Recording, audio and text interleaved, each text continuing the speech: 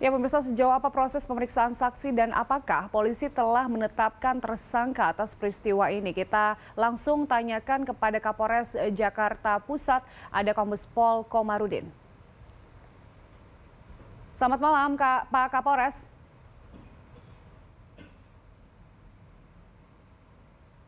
Halo, Pak. Selamat malam, Pak Kapolres. Selamat malam, Mbak. Assalamualaikum warahmatullahi wabarakatuh. Waalaikumsalam. Nah, apakah sudah ada tersangka terkait dengan kasus ini, Pak? Baik, terima kasih.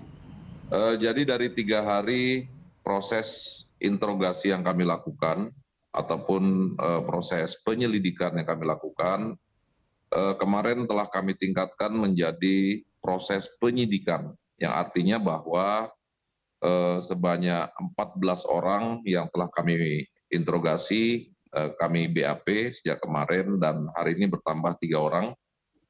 Sehingga proses tersebut kami masih menetapkan sebagai terlapor. Nanti kami masih terus melakukan berbagai upaya pendalaman, termasuk juga dikaitkan dengan fakta serta bukti-bukti baru yang kami temukan. Mudah-mudahan tidak waktu berapa lama lagi kita akan menetapkan. Baik. Ketiganya masih berstatus terlapor. Nah, ini perannya apa saja terlapor ini, Pak Komarudin? Saat ini yang menjadi terlapor adalah HA, inisial HA, bertindak selaku penanggung jawab event. Jadi sesuai dengan struktur, ada HA, kemudian di bawahnya ada juga para penanggung jawab lainnya seperti penanggung jawab tiket, penanggung jawab masalah perizinan, penanggung jawab produksi, dan lain sebagainya.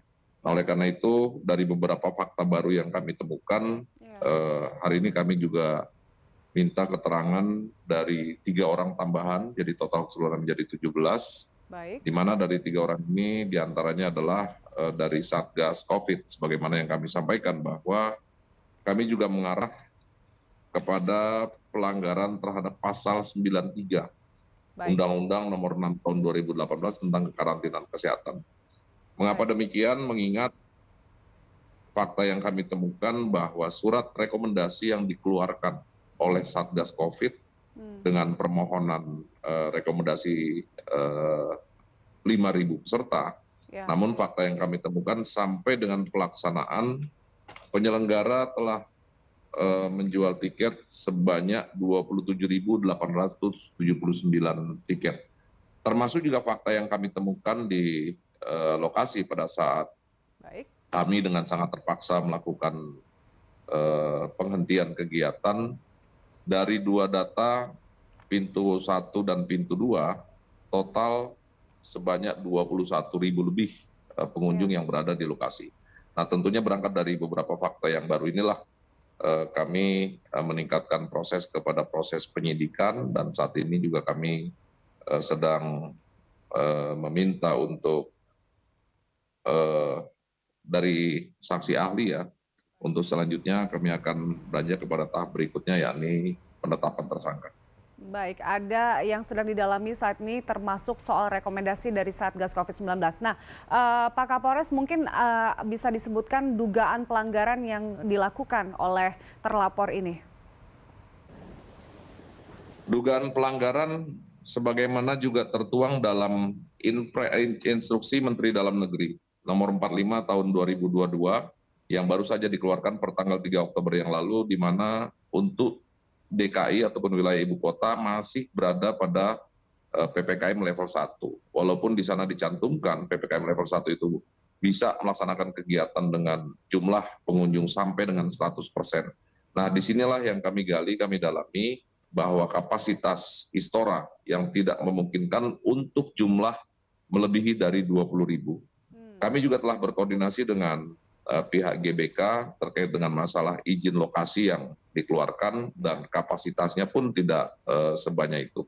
Nah, disinilah kenapa sebagaimana tadi kami sampaikan bahwa kami juga mengarahkan terkait dengan pasal 93 terkait dengan kekarantinaan kesehatan. Selain dari itu juga mengingat ada jatuh korban, luka-luka dan pingsan ya di lokasi, kami juga menjerat terlapor dengan pasal 360 ayat 2 akibat lalainya menyebabkan orang lain luka-luka.